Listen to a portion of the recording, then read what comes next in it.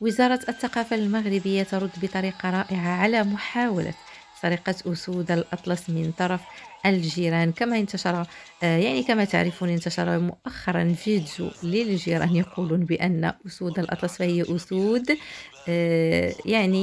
أطلسية تابعة للجزائر أو للمنطقة الجزائرية، لكن وزارة الثقافة المغربية ترد عليهم بهذا الفيديو. على مخلوق قوي وصلب وشرس وعتي وشديد.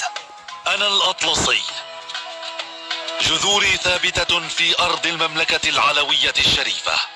ظنوا أن آخر الأسلاف قد قتل وانتهت معه سلالتنا المهيبة، لكنني ما زلت ها هنا أزأر داخل محميتي بالعاصمة المغربية. أنا الفيصل والقيصر.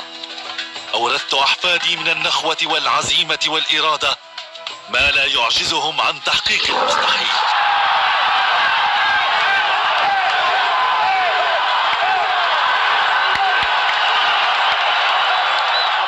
أخبروا مغتابينا أننا مرابطون.